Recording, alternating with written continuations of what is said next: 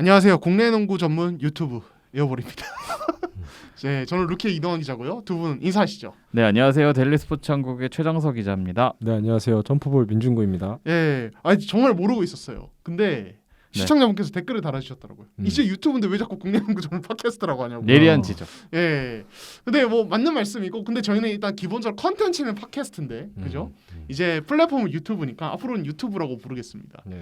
예, 그리고 그 제보가 하나 있는데 중구 형이 예, 최근에 그 디스코드 게임 디스코드 할 때는 하한데 예. 방송에서는 왜 성시경인 척하냐. 그 원석영 기자가 계속 컴플레인을 걸고 있거든요. 이거 좀 이게 구체적으로 네. 어떤 얘기예요? 그러니까 왜냐면은 그러니까 게임 디스코드를 그러니까 게임 그 음성 채팅을 할 때는 굉장히 하하가 같이 까불고 막 이렇게 난리 치는데 왜 방송에서는 성시경인 척하냐? 왜 점잖은 척, 목소리 좋은 척, 선비인 척, 멋진 척, 예, 약하냐? 라고 제보가 원석영 기자가 제보가 들어왔거든요. 거기에서 예, 민시경, 예, 민시경 논란에 대해서 어떻게 생각해요? 민식형. 그러니까 제 목소리가 좋다는 얘기를 저는 항상 저 태어날 때부터 들어왔기 때문에 예. 항상 뭐 그거에 대해서는 뭐 전혀 거부감이 없고요. 그리고 재수없네 또. 항상 그 스타일 변화에 대해서 항상 카멜레온 같은 또 이런 사람이기 때문에 예. 카멜레온 맞나? 하여튼 뭐 그래서 저 태세 전환이 빠르다. 네. 다르게 말하면. 예. 롤 좋아하시는 분들은 아시겠지만 약간 우디르 같은 남자라서 예. 뭐 우디르급 전환. 예. 예. 그래서 뭐 그래서 네. 칭찬으로 듣겠습니다. 아, 좋습니다. 네. 예, 민준 기자. 태세 전환 빠른 기자입니다. 또 원석연 얘기 나왔으니까 예. 원석연이 항상 그 저희 방송을 한 10분쯤밖에 안 듣거든요. 앞에 자기 얘기 나오나 안 네, 나오나. 항상 그 얘기 나오면은 재밌다. 네. 얘기 안 나오면 재미없다. 그렇죠. 이번에 그 여자농구 플레이오프가 끝나게 되면 예. 한번 초대해서 그렇죠. 폭격을 한번 하겠습니다. 예. 한번 제대로 놀아줘야죠. 네. 예. 근데 그러고 보니까 원석영 기자 나와서 4시 같이 한 기억이 없는데요. 예전에 사당에서 뭐 한 번 한 적 있는 것 같아요. 그때 제가 아마 빠졌을 거예요. 예. 형 없으면 그쵸. 그리고 그리고 한명 없으면 저희 항상 넷이 뭔가 이렇게 같이 뭐 술을 먹거나 밥을 먹은 기억도 굉장히 오래된 것 같은데요. 왜냐면은 형이 있으면 석연이가 안 나와요. 네. 왜 이유가 뭐죠? 같은 회사 선배잖아. 예. 네. 원석영 가장 불편한 존재거든요. 저를 불편해한다고요? 맞선배. 형이 석연이 불편할 수도 있고. 아니에요. 원석영 기자는 저를 세상 누구보다도 만만하게 생각합니다. 예. 우리가 들은 건 좀 아니던데. 아닌가? 예. 이거 뭐- 말하면 안 되나? 이게 뭐 동병상련의 입장이라고. 저 역시 뭐 우리 같은 회사의 김용호 기자가 예. 굉장히 뭐 예. 편하게 대하고 있어서 그렇죠. 좋습니다. 예, 그런 형들이죠 저희는. 예, 아무튼 그렇습니다. 네. 예, 그래서 일단은 저희가 이제 뭐 스타트를 했는데 댓글 좀 이야기를 해보도록 하겠습니다. 이제 가나다라 마바사님이 이제 팟캐스트 아니고 유튜브 아닌가요? 이렇게 말씀을 하셨고, 네. 그다음에 이제 제이미 재훈 장님이 1등입니다. 항상 재밌게 보고 있습니다. 1등입니다. 이런 댓글 달리는 게 되게 좋은 거예요. 아시죠? 그러니까 딱 올라오자마자 본다는 거잖아요. 그런 분들이 생긴다는 거. 기다리는 분들이 생긴다는 거예요. 구독, 좋아요. 예, 많이 눌러주세요. 네. 예, 좋아요 많이 눌러주시고, 그리고 이번화 KBL 내용 요약, 맥클린 무용론, 장재석 예찬노. 결국엔 동환이 형이 웃었죠. 예, 그렇죠. 동환이 형이 계속 최근 며칠 사이에 굉장히 기분이 좋아 보이더라고요. 예, 요즘에 아주 그냥 활짝 폈습니다 제가. 왜냐면 최근에 중구 형이 맹공을 한번 받아가지고. 예, 민정 기자가 해인지는 무조건 온다. 이렇게 하면서 저를 굉장히 놀려댔습니다. 예, 저는 안 바뀔 수 있다라고 계속 얘기를 한 쪽이고, 네네. 예, 이 얘기는 저희가 조금 있다가 현대모비스 얘기할 때 예. 알겠습니다. 한번 다루도록 하고, 네네. 김도도님이 여자농구 관련 말씀들 너무 흥미롭게 잘 들었습니다. 이게 이제 저희가 지난주에 BNK 그 이제 유영재 감독 경질 관련한 이야기를 했는데, 이게 저도 나중에 알았는데 여자농구 커뮤니티 쪽에서 화제가 많이 됐더라고요. 욕 많이 먹었어요, 저. 욕 많이 먹었어요? 예. 왜요?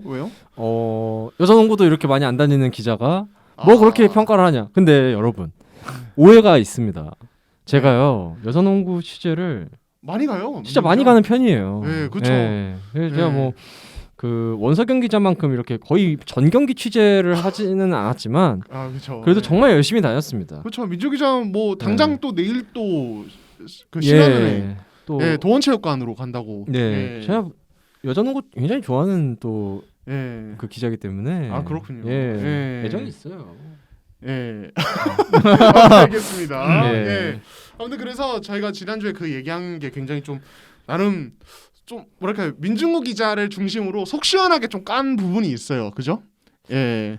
깠다라고 하긴 좀. 까딱 속 시원하게 얘기한 부분이 있어요. 예. 제가 또 한 번 또 반성하게 되는데 예. 제가 얘기를 하다 보니까 너무 또 과격하게 표현한 부분이 좀 없잖아 있었어요. 뭐 그래서 그 부분에 있어서 좀 피드백이 좀 있었어요. 저한테도 팬분들도 있었고 또 관계자분들 동료 기자들도 있었고 예. 사실 그래서 그런 과격한 표현들에 대해서는 좀 앞으로 자중하는 걸로. 예. 예. 하지만 제가 뭐 이렇게 없는 사실을 지어내서 얘기한 건 아니기 때문에. 그렇죠. 근데 예. 항상 이 상황이 데자뷰 같아. 패턴 다음 주에- 매주 다음 주에도 이 시간 돼서 방송 초반에 또 이러고 있을 거야. 왜 그래놓고 마지막 그래서 텐션 쫙 주고 있다가 예. 얘기하다가 텐션 올라오면서 나중에는 마지막에 결국 원래 색깔대로. 저번에도 반성하겠습니다. 저 실현하지 않겠습니다. 그때 1픽으로 여전석을 안 뽑으면 병신이다. 시대에 약간 유행어를 남기고 진짜 웃겨. BNK는 프로팀이 아니다. 근데 오늘도 분명 하나 나올 겁니다. 내가. 네, 오늘도 분명히 나옵니다. 제가 봤을 때는 외국 선수 2명 다 바꾼 모팀 얘기할 때 굉장히 더 거센 비판이 나오지 않을까. 그냥 본인 컬러로 가져가세요. 예, 근데 표현만 이제 뭐 예. 알아서 이렇게. 너무 약간 과격한- 밑밥인 것 같아요. 나 반성은 하고 있어. 그러니까 음. 근데 다음에 음. 어떻게 나올지 몰라. 약간 느낌 이런. 그렇죠. 시작을 따라서 밑밥을 까는 민중국 기자입니다. 예, 그리고 비타민 D님이 이번 합이 피콜로는 중국이다. 이것도 민중국 기자 거 아니겠습니까? 예, 그렇죠. 예, 근데 이거 진짜 웃겼어요. 예, 그쵸. 예. 예. 아무튼 그렇고 브루스웨이님이 이동완 기자님 몇 항을 뜨시는 저 이렇게 부르시는 분도 많아요. 혹은 제가 이류농구를 하니까 류동환 기자님이라고 부르는 사람도 많아요. 예, 그러니까 그런 식으로 섞여서 션동환, 션동환도 많고, 그렇죠. 션롱환, 네. 목동환. 몹동환. 예, 몹동환 예. 예. 별명이 진짜 많아졌는데 아무튼 그렇고, 예, 그리고 이제 라무님이 이제 이제 BNK에 대한 또 댓글 남겨주셨고, 이제 수영황님이 이제 제목과 관련된 요약 영상 없나요? 짧게 올리면 훨씬 반응이 좋을 것 같아요. 사실 저희가 원래 유튜브 스타트할 때 이런 식으로 했었어요. 그렇죠. 네. 근데 간단하게 답을 드리자면 제가 게을러서 그 유튜브 편집에 대한 네. 거는 저희가 이게 수공업이기 때문에 네. 조금 네. 이제 앞으로 저희도 하면서 이제 조금 그쵸. 더 발전하고 네. 약간 피드백 받으면서 더 노력도 하고 다른 거 뭐 도움 받을 수 있으면 도움 받고 이런 식으로 아마 그쵸. 앞으로 갈 거라서 저희가 이게 따로 편집자가 네. 있는 게 아니고 그냥 저희가 안에 이제 수공업이라서 알아서 이제 편집해서 올리는 거라 이게 또 저희가 또 각자 또 생업이 있어서 네. 그렇죠. 정신이 없다 보니까 그 여력까지 안 생겨요. 근데 이제 저희가 이제 뭐 할 수 있는 여력 안에서 또 최선을 다해 볼 어떤 생각이고요. 그리고 해나이님이 제가 또 어제 현장에서 뵀습니다. 해나이님. 아, 정말요? 인사해 주시더라고요. 어. 잘 보고 있다고 제가 해나이예요 이렇게 그래서 반갑게 인사 나눴는데 근데 역시. 해나이님이 이제 악일군 답변 이후 모 선수 이거 굉장히 민감한 사건이 또 이제 한번 있었죠. 민중국 기자 이쯤 되면은 물어보살 선여보살 대체 인원 될 듯. 아하, 또.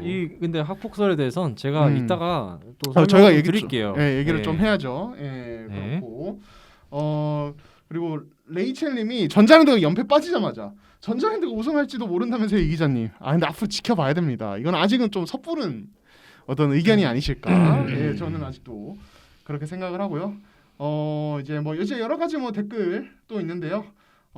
이제 킬로 위스키님이 이동원 기자님 연애하세요. 이런 거는 프라이버시니까 말하지 않겠습니다. 있을 리가 없죠 사실. 네, 그렇죠. 그리고 애니드 창님이 이동완 기자님. 저는 NYC가 뉴욕시티죠. 뉴욕에 거주하는 팬입니다.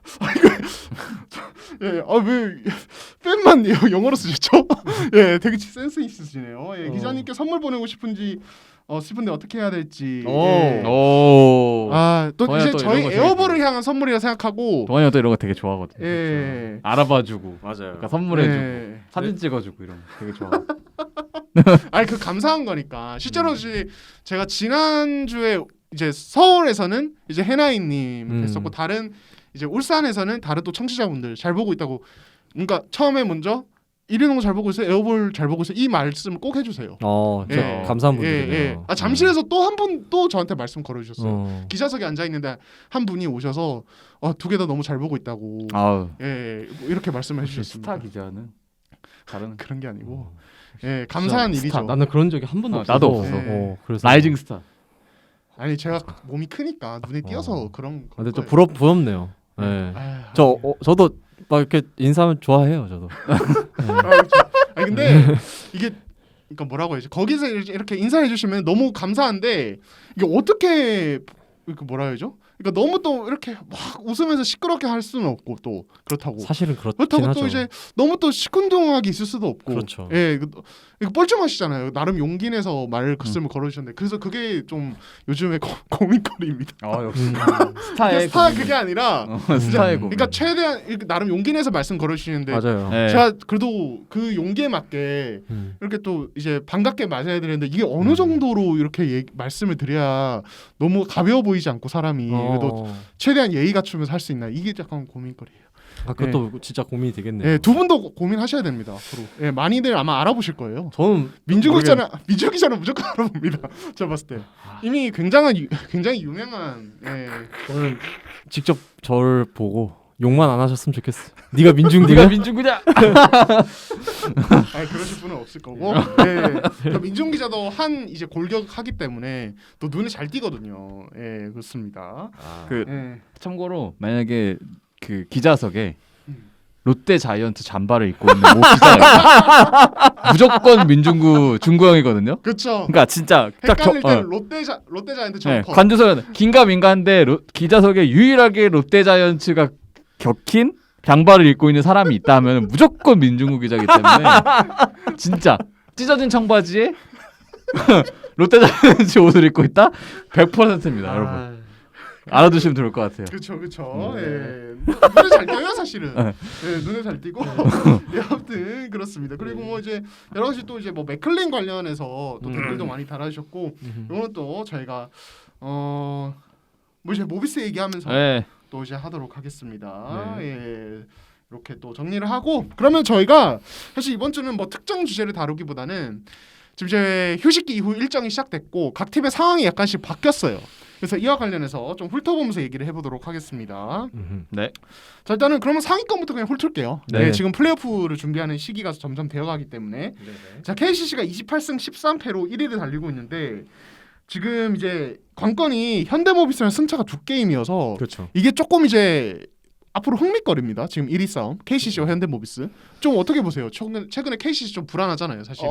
일단은 제가 전주에 토요일날 갔을 때 일단은 KGC한테 졌었고요. 그때가 뭐 물론 휴식기 이후 첫 경기이기 때문에 사실 휴식기가 이제 뭐 사실은 대부분의 팀들은 이제 뭐 체력 뭐 컨디션 관리, 그다음에 부상 회복 뭐 이런 주제를 가지고 하지만 사실 경기 감각에 대한 부분들이 좀 떨어져 있기 때문에 이렇게 거의 2주 가까이 쉬고 나오면은 항상 조금 약간 아리까리한 경기력을 보여주는 경우가 많거든요. 근데 그 당시에 KGC는 이미 휴식기 이후에 한 경기를 했었고 KCC는 첫 경기였는데 아니나 다를까 또 그날 약간은 그 특히 저는 뭐 전찬생 감독님은 사실 그때 제가 앞선에 대한 거를 물어봤을 때 뭐 그냥 존 디펜스 때문에 조금 서서 공격하는 경향이 있다라고 말씀을 해주셨는데 저는 전체적으로 좀 그 앞선에 대한 조금 불안함이 있었다고 보거든요. 근데 왜냐면은 그 KCC가 잘 나가 있을 때 그 유현준, 김지환, 유병훈 이런 선수들이 사실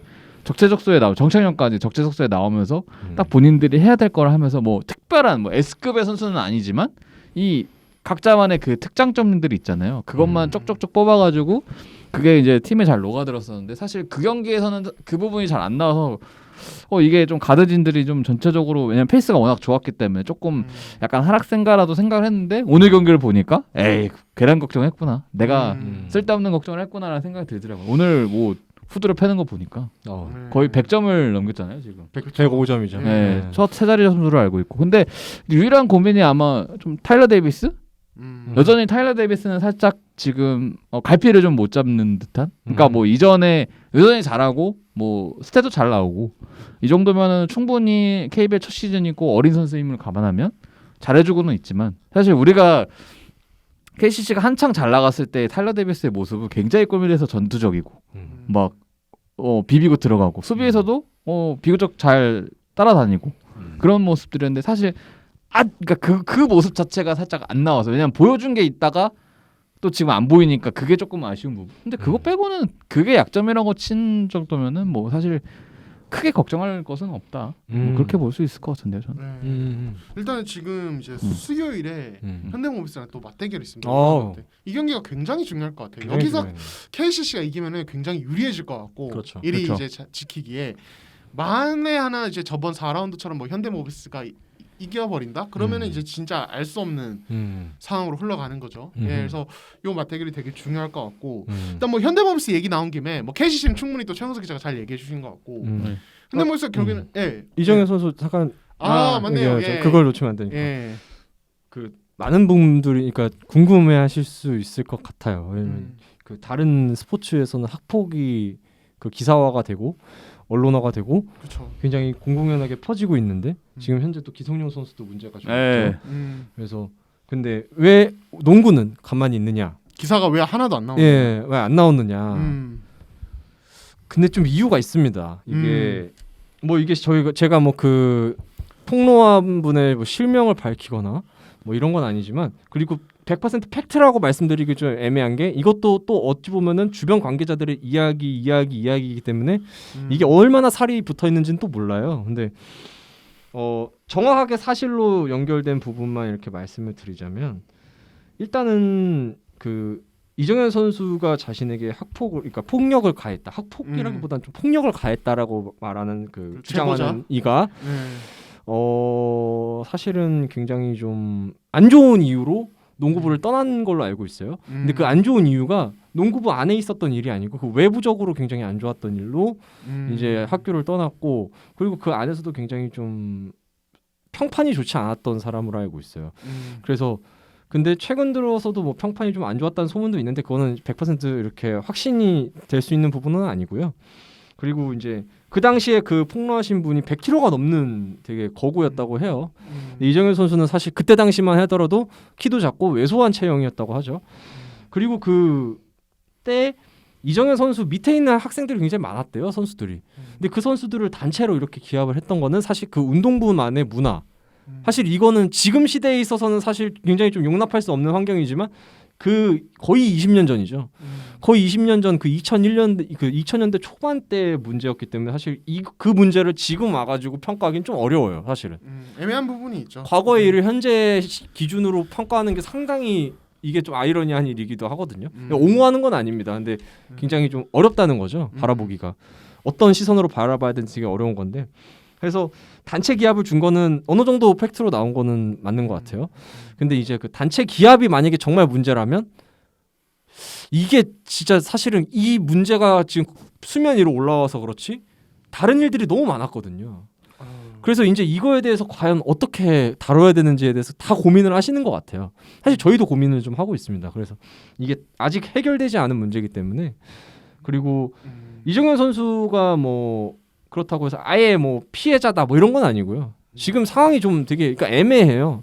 이게 정리가 안 된 거죠. 지금 뭐 다른 뭐 기성용, 이다영, 뭐 이재영, 김연경 이런 경우에서는 가해자와 피해자의 그 지금 딱 구분이 명확하고 이거에 대해서 오해를 풀고 있는 과정인데 이거는 가해자와 피해자의 그 구분이 명확하지 않아 가지고 저희가 어떻게 함부로 다루기가 좀 어렵습니다.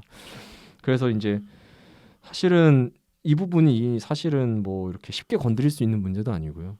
단순히 그냥 프로스포츠 선수고 프로스포츠 스타라서 단순히 가해자가 돼야 된다면 저는 그건 아니라고 보거든요. 뭐 이 선수가 이름값이 좀 높고 연봉을 많이 받는다고 해서 무조건 가해자가 될 수 있는 상황은 아니고 그러니까 정확한 팩트를 찾아가지고 어떻게 좀 이렇게 맞춰야 되는데 아직 그거에 대해서 좀 찾는 과정이라고 좀 바라보셨으면 좋겠어요. 네. 일단 그래서 이게 이정현 선수 관련된 어떤 이제 문제로 좀 좁혀서 얘기를 하자면 이건 지금 팩트가 뭔가 제대로 구분이 된 게 없기 때문에 사실관계가 좀 파악이 되고 난 다음에 이제 그렇죠. 뭐 정말 잘못이 있냐 아니면 그게 그게 맞냐 아니냐 그런 거를 지금 따져야 되는데 아직 정확히 뭐 드러난 게 없고 사실 지금 상황에서는 그러니까 중립적인 입장으로 바라볼 수밖에 없는 것 같아요. 왜냐하면 아직 사실이 정확하게 안 나왔기 때문에. 그렇죠. 그러니까 판단은 그 이후에 하는 게 좋을 것 같고 왜냐하면 지금 뭐 좀 이미 그러니까 안 좋은 일들이 너무 어쨌든 폭력은 정당화될 수 없기 때문에 근데 그럼에도 불구하고 그러니까 이게 여러 가지 그러니까 이 썰들이 그러니까 너무 많이 이게 범람하는 좀 시기잖아요, 약간. 근데 이게 분명히 팩트도 있고 분명히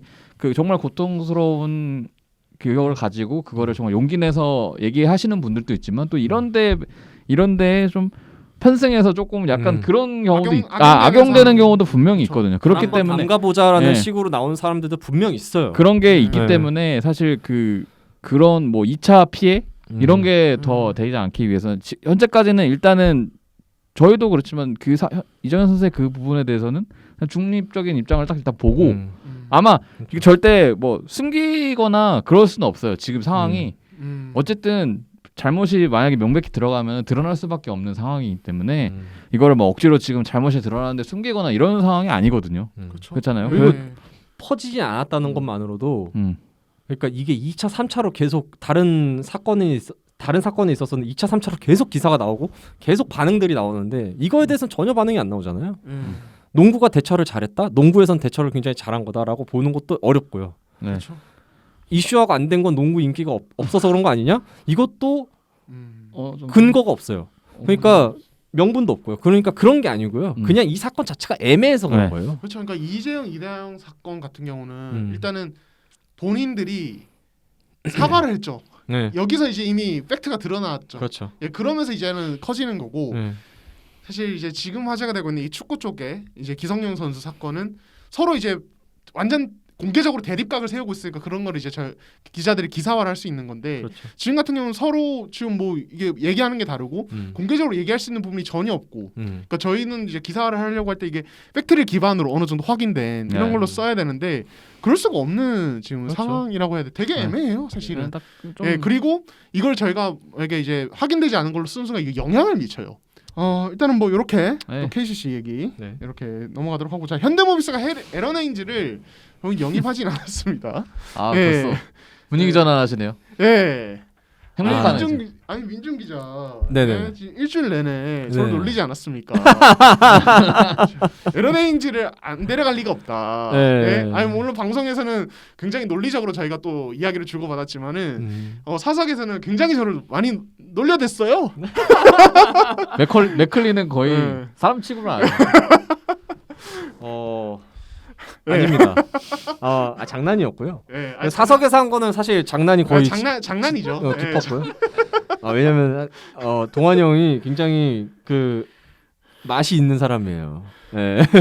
놀리기 좋은 스타일이긴 하죠. 예. 아니, 근데 사실 그 헤인즈의 몸 상태가 나쁜 편은 아니었다고 해요. 들어보니까 그 원래 보통 2주의 자가격리, 그러니까 시설격리를 기간을 보내면 대부분의 선수들은 몸이 별로 안 좋아져서 나오는 경우가 대다수인데 헤인즈는 오히려 좋아져서 나왔다고 하더라고요. 오히려. 그래서 현대모비스에서도 조금 당황을 좀 한 것 같아요. 보니까 몸이 좋네, 괜찮네. 근데 이제 감독님이 직접 보시고 나서는 이제 딱히 그 공격이나 이런 거에 과거의 날카로움을 좀 잃었다는 식으로 이제 좀 평가를 하신 것 같고 사실 그리고 결국에는 그 동환 형이 지난 방송에서도 그렇고 그리고 기사로도 자주 나오지만 맥클린이 뛰어난 선수로서 그렇게 막 포장되는 거 사실 저는 원하진 않아요. 그렇게 막 눈에 보이는 기록은 솔직히 말해서 되게 저조하기 때문에. 근데 그렇지 않은 부분에 있어서 다른 국내 선수들에게 파생되는 그런 효과나 그리고 본인이 있어서 수비적으로 굉장히 좀 존재감을 드러내는 거 그 두 가지에 대해서는 저는 100% 공감이고요. 그래서 그 두 가지가 굉장히 컸던 것 같아요. 헤인즈로부터 지난주엔 공감 안 했잖아요.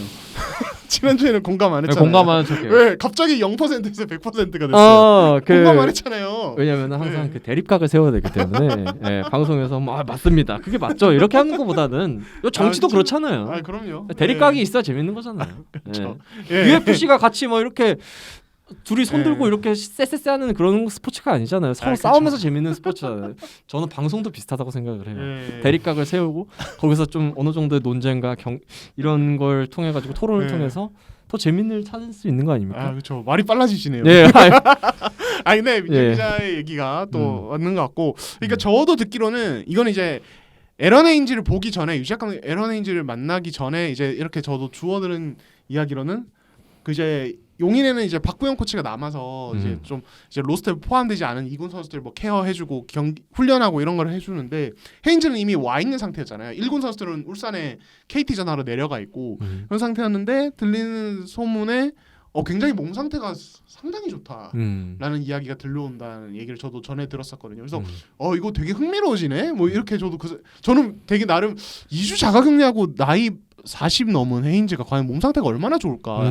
한 시즌을 통째로 쉰 그런 좀 의구심이 있었는데 그래서 저도 좀 놀랐는데 근데 이제 결국엔 그거예요. 그러니까 저도 뭐 맥클린의 가치가 뭐 막 이렇고 이렇다기보다는 다른 선수들이 미치는 영향 그리고 유작 감독의 지론이 되게 좀 중요하다고 봐요. 이 선택에는. 그러니까 제가 이거 민중 기자랑 이제 처음에 에런 헤인즈 관련해서 민중 기자 처음 기사 쓴 날에 통화하면서도 얘기를 한 부분인데 저희 둘이 그러니까 애초에 자키넌 간트를 맥클린으로 바꾼 이유가 수비 때문이에요. 수비 때문. 결정적으로. 예. 그러니까 간트가 상대 다른 팀 2옵션 빅맨 선수들과 1대1 매치업 자체가 안 돼서 자꾸 지역 방어 사야 되고 트랩 가야 되고 거기로 인해서 무너지는 어떤 다른 수비 구멍 이런 것들을 유작 감독이 원치 않았고 그래서 맥클린을 데려온 거고 맥클린이 마침 경기력이 올라와 줬고 헤인즈가 오는 동안에 그렇게 되면서 이제 안정을 찾았고 무엇보다도 제가 지난주에도 말씀드렸지만 장재석이 그 혜택을 보고 있어요. 예, 편해요 훨씬. 그러니까 이게 뭐 매 경기 다 득점을 하진 않지만 수비적으로나 그러니까 그런 거죠. 이승현 선수가 매번 센터 맡으면서 이때까지 이번 시즌 전에 수비에서 힘 다 빼면서 공격에서 집중을 못 했잖아요. 그거랑 똑같은 거예요. 어떻게 보면은. 그러니까 간트나 헤인즈 같은 타입이 있으면 외국 선수를 자기가 막아야 되는 어떤 이런 상황이 처하고 수비에서 힘 빼다가 공국에서 이제 그 힘을 못 쓰는 거죠. 예, 그러니까 저는 그거랑 일맥상통한다고 봐요. 예, 그래서 그런 부분들 때문에 맥클린이 있는 게 어떻게 보면 다른 어떤 장재석을 비롯한 다른 어떤 라인업 쪽에 영향을 주는 게 긍정적인 게 더 많다라고 저는 보는 거죠. 맞아요. 예. 그런 부분이 가장 좀 돋보이는 것 같아요. 예, 장재 선수는 진짜 많이 좋아졌더라고요 보니까. 그렇죠. 기가 막혔네. 저는 근데 되게 반신반의했어요 사실은. 근데 예전에 그 여러분들이 아시다시피 그 잘 모르실 수도 있어가지고 말씀드리는 건데 중앙대가 처음에 대학 농구리그 처음에 초대 챔피언이 됐을 때 빅3는 김선영, 함준후, 오세근이었지만 실질적으로 리그 전체의 일정을 다 소화한 센터는 오세근이 아닌 장재석이었어요. 실질적으로 주전 센터의 역할을 제대로 다 해준 게 또 장재석이었단 말이에요. 1년 선배였죠. 네, 1년 선배인데 예, 오세근이 1년 선배죠. 장재석의. 오세근 선수가 국가대표에 또 부상도 좀 있었고 또 그 팀 내에서 몸 관리도 출전 시간 관리가 들어가다 보니까 많은 시간을 뛰면서 자기 역할을 다 해준 선수가 장재석 선수였어요. 그렇기 때문에 저는 그때 당시에 그 스타일을 굉장히 좀 많이 찾지 않았나. 장재석 선수 그때 펌프 페이크 괜찮았거든요. 펌프 페이크가 진짜 괜찮았어요. 그때 대학 시절에는 사실 프로 와서는 사실 그거는 거의 놀림감이었지만 지금 펌프 페이크 하면 2명 3명씩 날아다니더라고요. 막. 그때 2명 날리는 거 진짜 한 번 빵 해서 날리고 한 번 뽕 해서 날리고. 그래서 저는 기가 막히죠. 이제 예전에 그 날카로움을 좀 찾지 않았나. 갑자기 좀 태세 전환하는 것 같은데. 그래도 저는 항상 옳은 건 옳다고 얘기하니까. 예, 그렇죠. 예, 그게 또 어떻게 보면은 태세 전환이라는 게 팩트가 또 새로운 팩트가 생기면 바로 인정한다는 얘기잖아요. 그쵸. 예, 민중 기자만의 장점이 아닌가. 네. 근데 맥클린도 예. 근데 맥클린 더 보여줘야 돼요. 저는 맥클린이 그쵸. 지금 뭐 현대모비스가 만족한다. 저는 이것도 거짓말 같아요. 더 보여줘야 돼요. 외국 선수가 평균 득점이 4점대에다가 리바운드도 5개 이상을 못 잡는 그런 선수가 아직까지 외국 선수 중에서 뭐 좋다라는 평가를 전혀 저는 이해할 수가 없거든요. 그래서 그렇죠. 눈에 안 보이는 것을 해주는 거는 그게 오케이 좋아요. 파생되는 효과 좋은데 외국 선수라면 기대할 수 있는 그 기대치가 더 있을 텐데 더 보여줘야 될 텐데 물론 쇼널 선수가 너무 잘하기 때문에 어느 정도 상쇄되는 부분이 있지만 저는 맥클린도 분명히 보여줄 수 있는 선수라고 생각하거든요. 지금 기록에 만족하는 거는 저는 현대모비스 선수 그 팬분들이 너무 욕심이 없다고 생각해요. 더 욕심을 내셔야죠. 더 잘할 수 있게 압박을 주셔야죠. 네? 이제 핀트를 살짝 바꿨네. 말하는 핀트를. 저는 그래서 아니 팬분들이 기대치가 맞아요. 높아지셔야 현대모비스도 더 잘할 수 있는 거고 맥클린도 더 잘할 수 있는 거 그렇죠. 아닙니까? 뭐 이제 결국에는 우승 경쟁을 하는 위치에 와 있으니까 지금 순위가 하려면 이제 뭐 2옵션 외국 선수라도 득점 어느 정도 책임져주는 모습이 필요한 거는 맞는 얘기고 뭐 그러면 더 좋은 거니까 사실은. 왜냐면 현대모비스 팬분들이 위닝 멘탈리티가 있는 팬분들이세요. 항상 우승하는 거를 봐오신 분들이기 때문에 왜 이래 오늘? 난 눈이 높다고 생각하거든. 여론을 약간 많이 여론을 의식하는 것 거. 같은데요. 지난주 댓글 좀 많이 읽어보셨나 본데요. 아니에요. 예. 그렇지 않습니다. 근데 저는 네. 진짜 그런 게 있다고 생각해요. 보는 눈에 그 시선이 높은 분들이기 때문에 더 욕심을 내야 된다는 거죠. 그렇죠. 맥클린으로 만족하시면 안 돼요. 근데 맥클린 많이 컨디션 올라오는 게 보인 부분 중에 하나가 훅슛을 이제 조금 시도해서 넣더라고. 들어가기 시작했어요. 그 네. 시그니처 어떻게 보면은 오리온 시절부터 그게 그렇죠. 진짜 퉁퉁 치다가 그걸로 해서 원투 스텝 밟고 빡 훅슛 올라가는 게 어떻게 보면 맥클린의 그 약간 시그니처 무브 같은 느낌이었는데 그게 아예 그냥 힘이 안 들어가니까 힘이 안 써지니까 처음에는 치고도 못 들어갔다가 이제는 그 다음에는 치고는 들어가는데 슛은 안 들어갔다가 이제는 치고 들어가서 훅슛도 좀 넣더라고요. 그러니까 그게 좀 뚫리면은 괜찮을 것 같고 저는 그러니까 헤인즈 저도 영입을 약간 형이 가능성이 높다라고 본 사람 중에 입장에서는 저도 그거를 막 자유투를 얻어내는 능력도 그렇지만 그 퍼리미터 지역에 공략하는데 헤인즈가 그거는 기가 막히거든요. 중거리 지역에서의 슈팅은 헤인즈만한 정확한 사람이 없었어요. 저는 그것 때문에 현대모비스가 조금 유작 감독님이 그래서 고민하지 않을까라는 생각을 했었어요. 왜냐하면 현대모비스의 공격 패턴이 그 부분이 사실 없는 거기서 슛을 던질 수 있는 사람이 좀 없는 것 같더라고요. 제가 봤을 때는 그 이후로도 그러니까 헤인즈 영입설이 나오고 나서부터 현대모비스 경기를 계속 많이 돌려봤는데 보통 이제 뭐 스팟업으로 이제 코너에서 뭐 기승호가 던지거나 아니면은 서명진이 돌파를 하거나 아니면 서명진이 풀업 점수를 땡기거나 아니면 숄롱이 페인트 좀 공략하거나 이거지. 그러니까 그쪽 지역 중거리 지역에서 슛을 던지는 선수가 사실 많이 없더라고요. 거기서 시도가. 거의 함지훈이나 장재석이 먹죠 거기를. 네. 보통. 네. 그러니까 오히려 퍼리미터 자원. 그러니까 그게 문제예요 지금 현대모비스가. 그러니까 뭐 어제 최진수가 결정적인 덩크로 승리를 이끌게 했는데. 그러니까 이 외곽 쪽에서 미드레인지랑 3점 라인 오가면서 득점 생산이 많지가 않아요. 그러니까 상대 팀들이 저번에 SK전 대패 당할 때처럼 서명진 션농만 일단 잡고 가자 이런 식으로 전략을 그러니까 가지고 나오는 거죠. 리그 최하위예요 3점. 네. 그래가지고 그러니까 그 의도적인 페인트존 공략이 사실은 현대농구에서 페인트존 공략이 굉장히 주요 공격 루트잖아요. 가장 득점 확률이 높은 그 지역이고 네. 3점 슛이 그 다음으로 선호되는 게 어쨌든 득점 기대치가 제일 높은 곳이기 때문에 3점을 많이 시도하고 중거리 지역은 사실 약간은 그 NBA에서는 사실은 조금 이제는 그 비중이 줄어드는 공격 루트 중에 하나죠. 그게 굉장히 비효율적이다라는 얘기가 많잖아요. 근데 사실 아무리 그래도 그쪽 지역에 대한 공격이 전혀 없으면은 사실 되게 수비가 단순해지기 때문에 쉬워지거든. 근데 거기에서 좀 활로를 뚫어줄 수 있는 게 헤인즈이기 때문에 저는 그래서 가능성이 높다라고 본 사람 중에 한 명이었거든. 근데 그게 마침 최진수의 컨디션 저와 함께 약간 그 지역에 아예 그냥 죽어버리면서 그래서 더 가능성이 있다고 봤는데 만약에 최진수 선수가 어제같이 그러니까 올라가주기만 하면 저는 괜찮을 그러면 괜찮아. 왜냐면 어저께가 딱 그 약간 헤인즈 없이 맥클린으로 가도 된다라는 경기를 좀 보여준 부분 중에 하나라고 저는 생각을 하거든요. 오리온전이 어쨌든. 그러니까 물론 최진수 선수가 최근에 공격에서 많이 부진했잖아요. 거의 슬럼프였잖아요. 어제도 사실 야투율은 안 좋았어요. 네. 근데 어쨌든 그 지역에서 그나마 움직여줄 수 있고 던질 수 있는 게 최진수라는 생각이 들어서 딱 유형이 저는 거기서 최진수가 어제 정도만 해줬다면 더할 나위 없을 것 같지 않아요? 그렇죠. 예, 뭐 10점 정도만 네. 해줘도 사실은. 근데 그게 안 되는 경기가 요즘 너무 많아서 그렇죠, 맞아요. 수비수로 그냥 네. 전환해버리는 경우가 많아서. 네. 근데 저는 미드레인지 점퍼 게임 얘기가 되게 흥미로운 게 예전에 김호범 코치를 인터뷰했을 때 그분이 그런 말을 하더라고요. 이대성 선수랑 그리고 이현중 선수한테 가장 많이 하는 조언 중에 하나가 3점과 그리고 골밑 그 돌파에만 의존하지 말라는 그런 얘기를 굉장히 많이 했대요.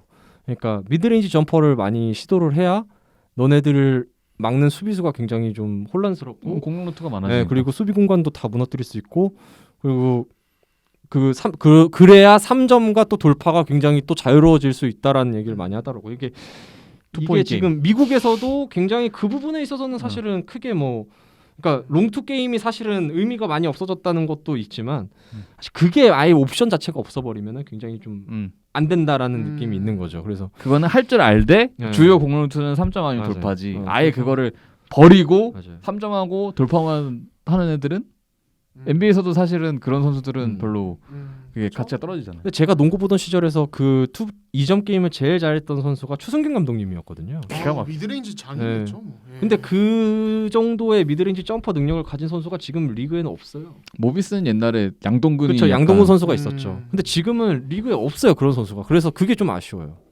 네. 투포인트 게임. 투포인트 게임을 잘 이렇게 능수능하게 할 수 있는 선수가 없어서 좀 아쉽죠. 미드레인지 백방백중이다라는 선수. 던지면 들어갔다라는 느낌이 주는 선수가 한 명도 없어요 지금은. 아, 근데 오리온 이승현 이번 시즌 미드레인지 장난 아니지 않아요? 맞아요. 이승현 그나마 이제 네, 그 이승현. 반열에 좀 이렇게 서서히 가는 선수가 이승현 선수. 사실 이승현 선수 고려대 때도 3점슛 장착하기 전에 점퍼는 그러니까요. 기가 막혔거든요. 예, 이승현이 진짜 괜찮은 것 같고 지금은 좀 아닌데 시즌 한 1, 2라운드 때 이대현도 괜찮았던 것 같고 저는 그렇게 체감을 했거든요. 나만 그랬나? 이대현 미드레인지 되게 정확했는데. 예, 아무튼 그렇습니다. 네. 예, 요즘은 좀 안 좋더라고요. 예, 아무튼 그래서 저 혼자의 의견인가요, 이거? 예, 전자애들분들 댓글 달아주세요. 왜 아무도 인정을 안 하지? 이대현 장난 아니었는데. 예. 그리고 이제도 요즘에 프로브로 미드레인지에서 점퍼 되게 뭐 3점도 많이 넣지만 요즘에는 이제도가 그런 것도 좀 좋은 것 같고. 예. 내가 얘기하면 저희가 눈이 너무 높아진 게 방금 추승균 감독님을 얘기했기 때문에 그거에 대비하면 당연히 안 네. 되죠. 아니 나 이재도 선수가 중거리 던지는 걸 못 봐가지고 나는. 그 돌파 거기도 돌파 아니면 3점 아니에요? 내가 잘못 봤나? 아니, 미드레인지 점퍼 게임을 해요. 풀업 점퍼 많이. 네, 근데 그래요? 약간 뱅크슛으로 들어가는 게 음. 많죠. 네. 그렇죠. 무빙슛도 많이 하고. 그렇죠. 아 맞다. 무빙슛 좀 봤다. 예, 아주 좋습니다. 예, 그래서 지금 뭐 이제 현대모비스 얘기하다 미드레인지 게임 얘기까지 나왔는데 이렇게 보고 넘어가도록 하죠. 네네. 넘어가도록 하고 자 그리고 지금 고양 오리온이 3위, KGC가 3위. 지금 KGC가 치고 올라오고 있어요. 양희종 복귀하고 뭔가 분위기가 올라오고 있습니다. 지금 자레드 설린저 합류가 이제 다가오고 있는데 이런 상황에서 분위기가 올라오고 있어요. 좀 어떻게 보세요, KGC 경기력? 뭐 KGC는 사실 일단은 드디어 김세희 감독님이 원하시던 그 완전체가 김세희 감독이 그렇게 부르짖었던 우리는 완전체만 되면 다 이길 수 있다.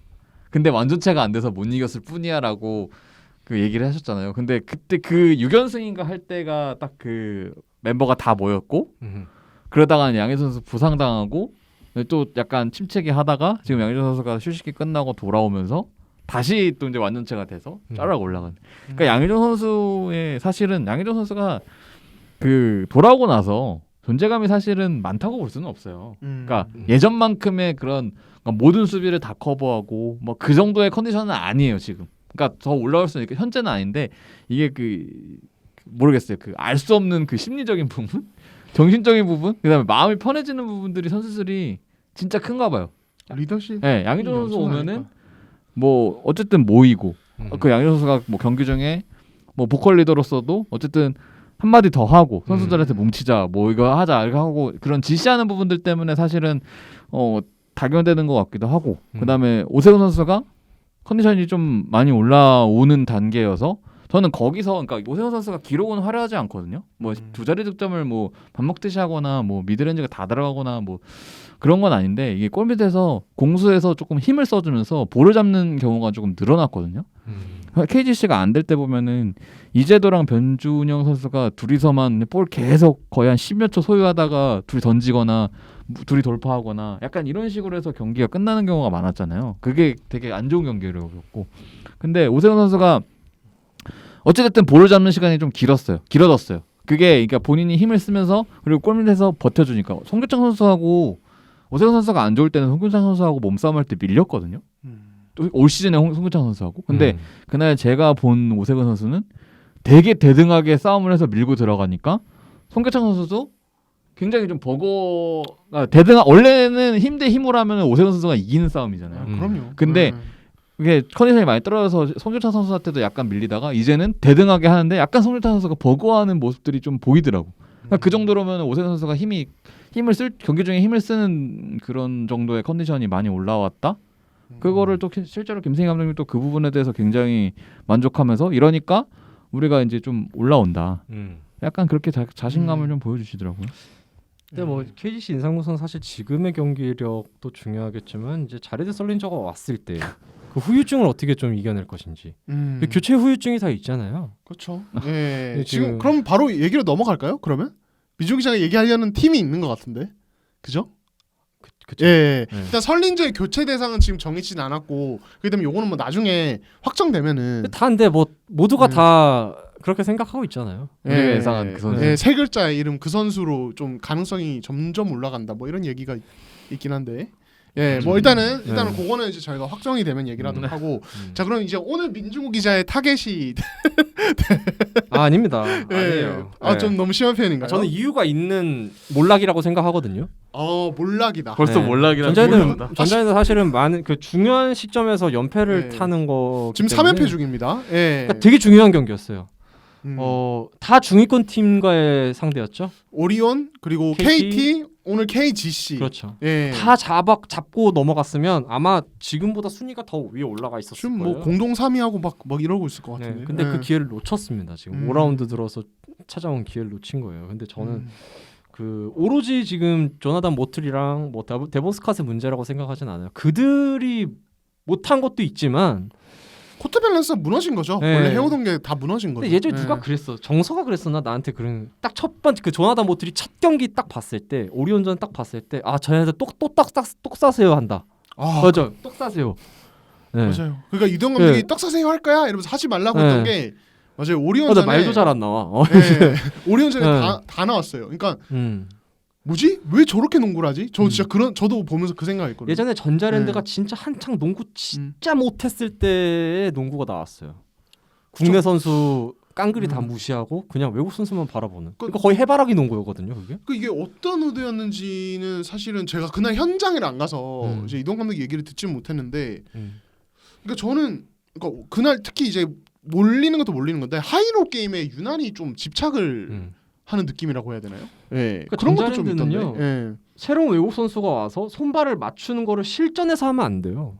뭔 뭔 말인지 아시죠? 그러니까 그런 거 있잖아요. 새로운 선수가 왔으니까 적응기가 필요해. 근데 그 적응기는요. 정규리그 경기에서 적응기를 가지면 안 돼요. 그 국가대표 휴식기 때 적응기를 이미 끝냈어야 됩니다. 그리고 외국 선수 2명을 교체했을 때 나오는 리스크였고 그 리스크를 해결했었어야 돼요. 그때.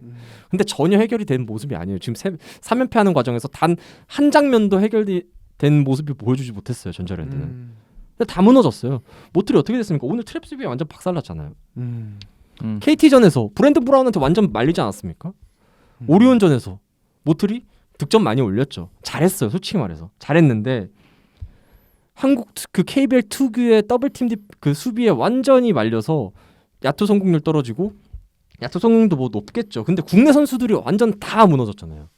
국내 선수들 중에서 제 역할을 한 선수 김낙현 선수밖에 없어요. 그날. 그러니까 저는 그 부분에 있어서 전자랜드가 과연 모트리를 데려오면서 그냥 모트리의 이름값에 그냥 기대려고 했던 건가? 모트리가 들어오면은 먼 농구를 보여주려고 좀 준비를 안 했던 건가? 좀 되게 의문이 들었어요 거기서. 네. 뭐 그러면 이제 최영석 기자는 좀 어떻게 보셨어요? 민중 기자 좀 이제 많이 비판적으로 봤는데. 모추리 보면 그러니까 약간은 그런 부분에 대해서 그러니까 중구 형이 말한 그 부분 심리적인 부분이라고 하죠. 어쨌든 왜냐면은 좋은 외국 선수가 오고 이름값이 있는 외국 선수가 오면 어쨌든 기량이 좋고 뭐 미국 내에서도 굉장히 인정을 받은 선수이기 때문에 뭘 믿고 간다. 근데 그 믿음이 중국이 말한 대로 맹목적인 그런 그냥 밀어주기나 이런 식으로 가면은 농구가 안 되는 거는 충분히 맞는 것 같고, 그러니까 결국은 저는 사실 그동안 올 시즌에 전자랜드가 잘했을 때는 국내 선수들이 주연이었잖아요. 그렇죠.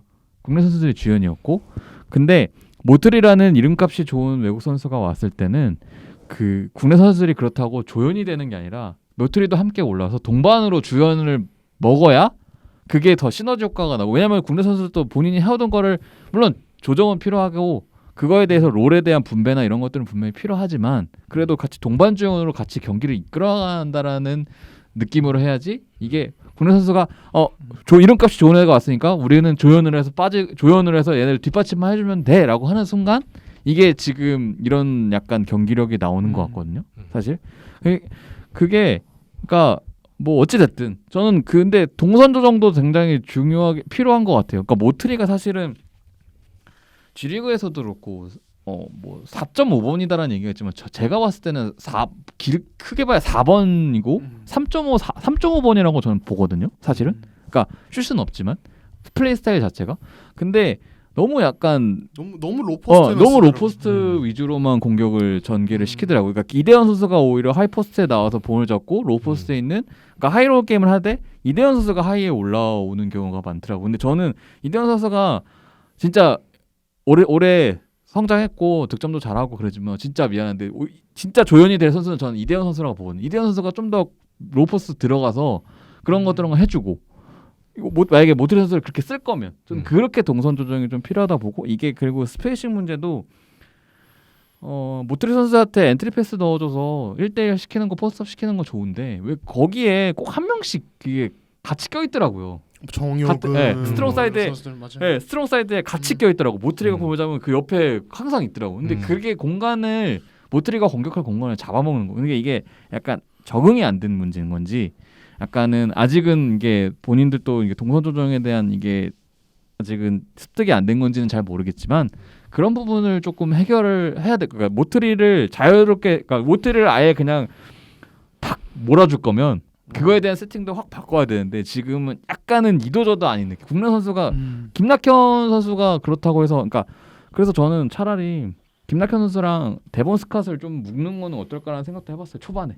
그러니까 왜냐면 데본 스캇이 의외로 2대2 센스가 좋죠. 네, 2대2 센스가 좋고 그 뭐 팬분들이 데본 스캇의 득점력에 대해서 조금 실망하실 분도 오늘 18점인가 넣긴 했지만 근데 데본 스캇 자체가 원래 폭발적인 득점력을 갖춘 선수는 아니라고 하더라고요. 그러니까 대신 2대1을 굉장히 잘하고 롤맨으로서의 역할을 굉장히 잘하는 선수라고 평가를 받더라고요. 그렇기 때문에 약간 김낙현 선수 그리고 스크린을 굉장히 잘 걸어요. 이 선수 영상에서도 보고 실제로도 그랬는데 스크린을 정말 정석적으로 빡 걸었을 때 약간 이 뭐라 해야죠? 바디 체크라고 해야 되나?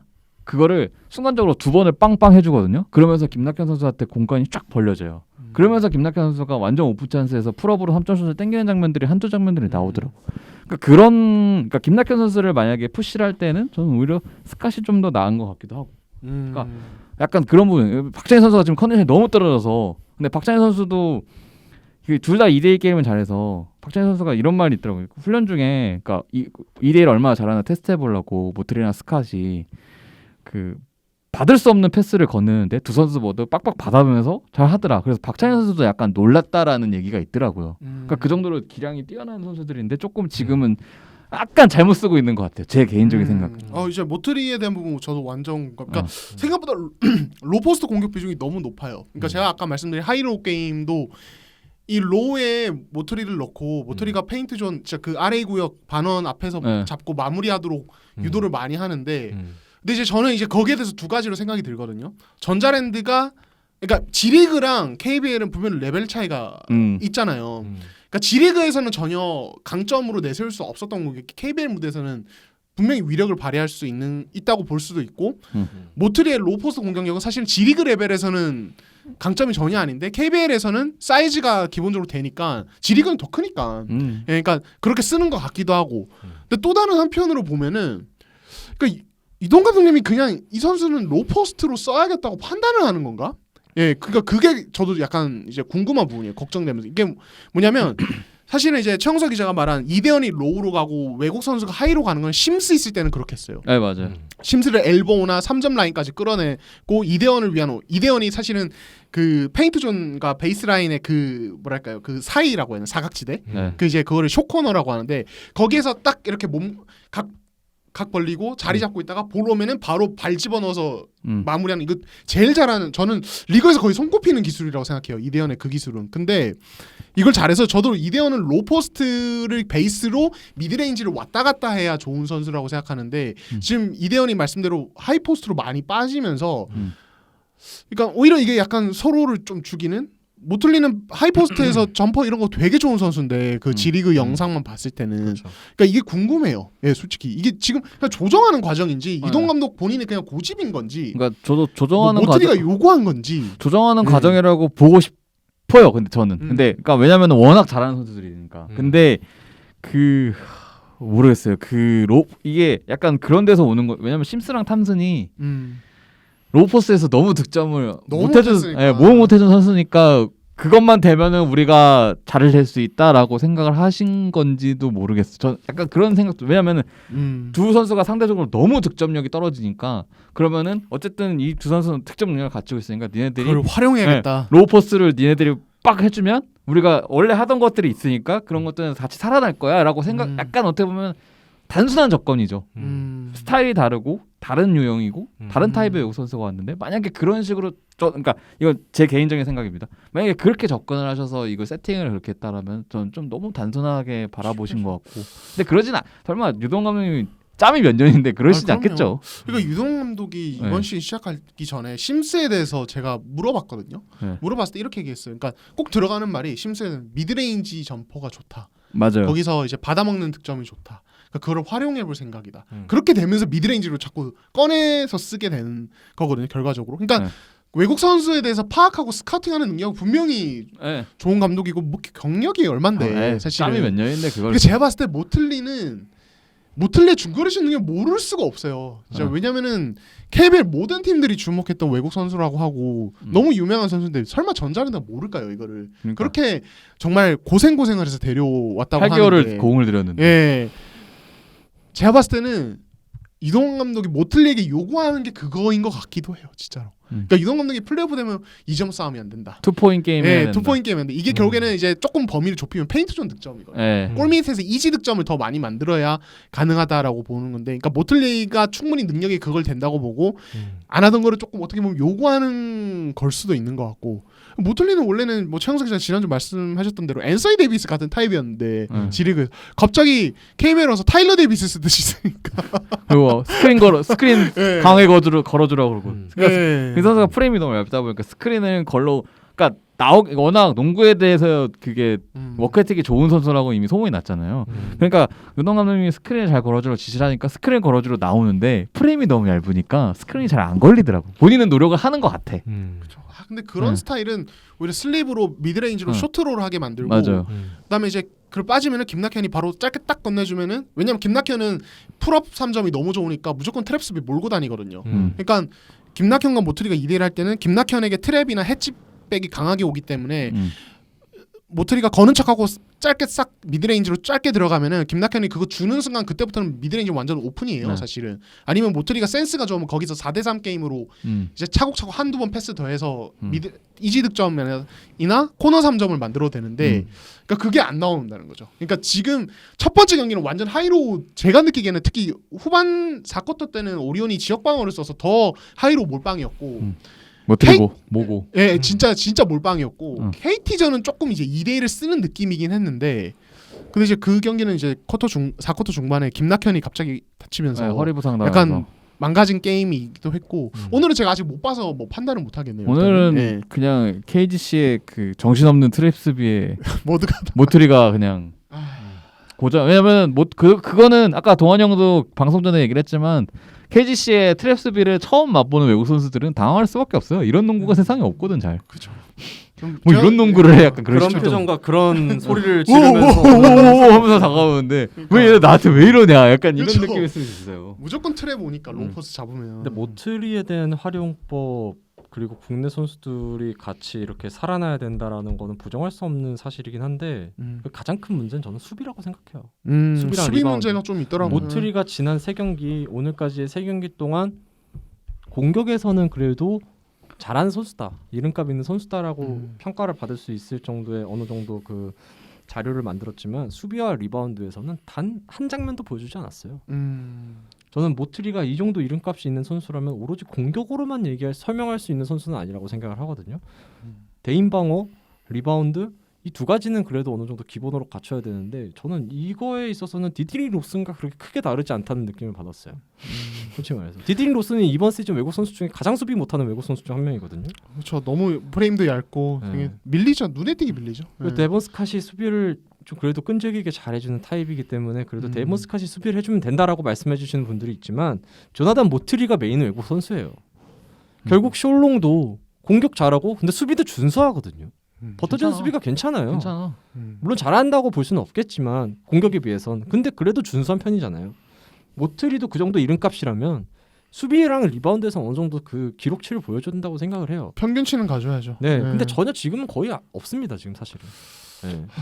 그리고- 이게 정말 이게 체력이 아직 안 돼서 수비 때 세이브를 하는 건지 본인이 의도적으로 체력이 안 되는 것 같긴 하더라고. 왜냐면 음. 4분 5분 뛰고 바로 바꿔주고 이러는 거 보면은 그러니까 지금 엄청 교체를 자주 해주잖아요 네. 둘이. 그러니까 이게 아무래도 지금 한 제 생각에는 5라운드까지는 그렇게 갈 수도 있겠다는 생각이 드는데. 그럼 전자레드 계속 지는 거죠, 뭐. 예, 그러니까 이때 버텨야 되는데 진짜 음. 이거 못 버티면 이제 민준 기자 말 전자랜드는 안정권이 아니에요. 그리고 이게 떨어질 수 있습니다. 언제든지. 그렇죠. 안타까운 게 국내 선수들이 좋았던 국내 선수들이 조금 다 약간 하향세에 있어서 컨디션들이 다 떨어져서 정혁은 선수 같은 경우는 정혁은이 진짜 제일 문제. 정혁원의 부진은 저는 딱 그거라고 그냥 상무에 있다 보니까 이제 프로에 대한 그 코트 적응 차이, 이거 레벨 차이 이런 것 때문에 힘들 수밖에 없어요. 왜냐면 상무 저 중국형이 맨날 말하는 건데 상무 전역한 선수한테 너무 많은 거를 바라면 안 되는데 정혁 선수가 기대를 많이 받을 수밖에 없죠. 왜냐면은 높이 신장되지. 신장되지. 왜냐면 전자랜드 잘했지, 성장했지. 또 그리고 다재다능하잖아요. 상무에서도 모습도 좋았고. 어쨌든 유동 감독님 또 기다리는 선수였고. 그러니까 분명히 국가대표도 갔다 왔기 때문에 좋은 선수인 건 맞지만 이게 어느 정도 정영호 선수도 사람이기 때문에 이 프로의 그동안에 한 1년 반 정도의 공백을 단숨에 메우기는 쉽지 않아 보이죠. 그렇죠. 그러니까 그래서 경기 수가 누적이 되면서 본인도 체력적으로 되게 그럴 거예요. 그래서 힘들 고전하는 거예요. 거라고 네. 저는 보여지거든요. 이 선수가 뭐 기량이 뭐 완전히 눈에 띄게 떨어졌다든가 상무에서 놀았다든가 이런 거는 말이 안 되는 것 같고 그렇죠. 그냥 저는 적응 문제 그냥. 이거는 이거는 근데 사실 이번 시즌까지는 갈 것 같아요. 왜냐면은 쉽게 이걸 떨쳐내기 쉽지 않거든. 비시즌 온전히 보내야 어. 견딜 수 있는 그치. 스케줄이지. 훈련 양도 다르고. KBL은 다음 시즌까지 안 가는 게 진짜 오히려 다행일 수도 다음 있어요. 시즌까지는 안 가겠지. 그 삼성의 두 선수는 상무 갔다 온 다음에 계속 부진하잖아요. 예, 그렇죠. 예. 네. 갑자기 또. 아 그렇죠. 근데 그럴 수도 예. 있다는 거죠. 아 그렇죠. 네. 근데 그러니까 왜냐면 대표적인 케이스가 있으니까. 대표적인 케이스 진짜 삼성의 네. 그 선수는 예. 화살이 막 예. 들어갈 진짜 관역을 여기저기 세워놨어. 어디까지 내다보고 있는 몇수 앞을 내다보고 있는지 잘 갑자기 모르겠어. 깜짝 아니, 저 놀랐네요. 진짜 예. 모트리가 잘해줬으면 예. 좋겠어요. 그러니까 저는 모트리 데본스캇이 왔을 때 전자랜드가 그래도 환영할 수 있는 것은 뭐 이 선수들의 절대적인 기량이 좋은 것도 있지만 종혁은 이대원이 있기 때문에 여기서 장신 라인업 가동도 가능하고 스몰 라인업도 쓸 수 있고 저는 이 전자랜드 라인업의 다채로움이 되게 무서울 거라고 봤거든요. 왜냐면은 지금 이제 처음에 뭐 심스 탐슨 남아 있을 때 정혁은 이대원을 같이 세우는 그 라인업이 제가 봤을 땐 실패였어요. 그때는 스페이싱도 안 되고 수비 로테이션도 엄청 발이 느려지고 근데 모틀리나 특히 모틀리가 오면은 모틀리가 아무튼 공격에서도 밖에서 스페이싱이 되고 그래서 아무튼 NBA에서도 3, 4번, 3.5번 트위너이기 때문에 그 기동성이 되면은 이거 종혁은 이대원 같이 세울 수 있으면 전자랜드가 예를 들어서 김낙현 박찬희 투가드 세워도 뭐 예를 들어서 이제 정혁은 이대현 모틀리 이렇게 갈 수도 있고 아니면은 아예 그냥 김낙현 차바위로 갈 수도 있고 거기에 뭐 포워드 쪽에 이윤기 전현우도 있죠. 그러니까 진짜 장신 군단이 가능하단 말이에요. 근데 지금 이게 조금 정혁은이 죽어버리면 의미가 확 죽어요. 사실은 그 가능성 자체가 줄어드는데 지금 정혁은의 페이스가 확 줄어들었으니까 이게 약간 얘기가 달라지지 않느냐. 뭐 저는 그게 제일 좀 전자랜드가 타격이라고 봐요. 예, 정혁은이 좀 왔다 갔다 하는 거, 어이없는 실책도 많이 하고 부담도 아마 심할 거예요. 왜냐면은 돌아오기 전부터 너무 기대를 많이 받아가지고 당장에 돌아오면은 약간 그 전자랜드를 약간 우승권으로 갖다 놓을 것 같은 느낌을 기대감을 받아버려가지고 맞아요. 아마 부담감이 그러니까 있을 거예요. 근데 힘들 워낙 겁니다. 예, 근데 부담감이 없잖아 있을 거. 부담감이 있어요. 인정하는데 그걸 그걸 넘어요? 이겨내면 S급이 되는 거. 그걸 이겨내면 잘하는 선수가 되는 거고요. 그걸 못 이겨내면 그냥 평범한 선수가 되는 거라고 생각해요. 솔직히 말해서 프로 스포츠에서. 예, 오늘 이제 그 안양에서 있었던 그 KG 시즌 끝나고 이동 감독의 멘트 그냥 이참에 뭐 짧게 뭐 말씀을 드리자면은 선수들이 달라진 환경에 스트레스를 안 받았으면 좋겠다. 이 달라진 환경이 제가 봤을 때 아까 우리가 얘기하는 그 모틀리랑 스카시 오므로서 달라지는 어떤 전술, 비중 이런 문제인 것 같고 지금 과도기다. 감독으로서 변화를 줬는데 선수들이 스트레스 안 받았으면 좋겠다. 그러니까 변화를 준 부분이 뭐 여러 가지 포인트가 있겠죠. 더 디테일한 걸 텐데. 그렇겠죠. 그러니까 확실한 거는 이 멘트에서 엿볼 수 있는 건 모틀리 스카 오면서 뭔가 틀에 약간 변화가 생긴 것 같아요. 그죠? 우리가 말한 것보다 훨씬 디테일한 게 있을 거예요, 분명히. 그렇겠죠. 예, 그러니까 이거 결국에는 적응 못하고 이 과도기가 길어지면은 민주 기자 말대로 최악의 경우가 저는 발생할 수 6라운드 있다. 가기 전에 6 6라운드 가기 전에 지금 현재 남은 5라운드 경기에서 해결책을 제시하지 못하면 전자랜드의 외국 선수 교체는 실패라고 단언할 수 있을 것 같아요. 6라운드 가기 전에 6라운드 때 경기에서 적응기를 가진다는 거는 일단 상식적으로 말이 안 되고요. 그건 용납이 안 돼요. 프로스포츠에서. 마지막 라운드에서 실험을 하겠다. 실험이잖아요. 어찌 보면 테스트를 하겠다. 적응을 하겠다. 맞춰보겠다. 이건 용납이 안 되거든요. 사실 6라운드에서 시간이 많이 없긴 그들의 해, 진정한 그들이 플레이오프를 확정지은 팀도 아니고 플레이오프 6강권을 경쟁하는 팀에서 6라운드 들어가지고 시험 기간을 거치겠다. 그래서 이번 3연패가 굉장히 뼈 아팠다는 거죠. 5라운드에서 3연패는 1라운드에서의 3연패랑은 달라요. 지금은 한 경기 한 경기가 굉장히 중요한 의미를 가지고 있는 그 상황인데 외국 선수 적응기가 온갖 다 이유는 있죠. 왜냐면은 모틀리나 스캇이나 그 2주의 격리 기간 뭐 이런 거 있지만 저는 그거를 다 차치하고 그거는 그들의 변명일 뿐 결과를 보여줘야 되는데 결과를 보여주지 못했잖아요. 그러면은 어쩔 수 없다는 거죠. 6라운드 가기 전에 남은 경기에서 모틀리, 스캇 그리고 국내 선수들의 조화를 제대로 맞추지 못한다면 저는 6강도 굉장히 힘들 거라고 봐요. 전자랜드가. 이거 시간이 없어요. 6라운드 9경기니까 더 지켜봐야 된다. 물론 그럴 수 있지만 다른 팀들은 뭐 그냥 가만히 있는 게 아니잖아요. 네, 그렇습니다. 아무튼 지금 그래서 전자랜드가 오늘 지면서 6위가 됐는데 7위 삼성과 승차가 1.5게임 차입니다. 역전 당할 수 있어요. 네. 삼성 지금 경기력 장난 아닙니다. 자, 그러면 자연스럽게 넘어가도록 하겠습니다. 지금 뭐 KT 얘기는 조금 두고 KT는 저희가 얘기를 좀 많이 했었으니까요. 네.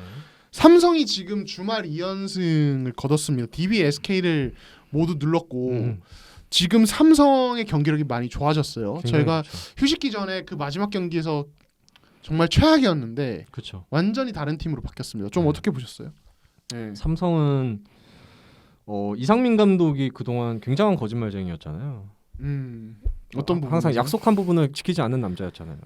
어떤 구체적으로? 예. 빠른 농구하겠다 그러면서 가장 느린 농구하고 그러잖아요. 그게 예. 가장 대표적인 거짓말 예. 아닙니까? 근데 이제 드디어 그 약속을 지키기 시작했어요. 예. 이상민 감독.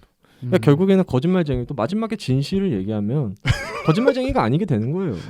왜냐면 예. 결과가 중요하기 때문에. 아 진짜 언변이 장난이 아니에요. 저는 그래서 이상민 감독이 예. 정말 지금 약속을 지키고 있는 남자, 약속을 지키는 남자. 약속 지키는 이관희는 남자. 보냈지만 예. 이상민 감독은 남아 있어요. 저는 삼성이 이번에 굉장히 큰 뭔가 그 반란을 일으킬 거라고 생각을 해요.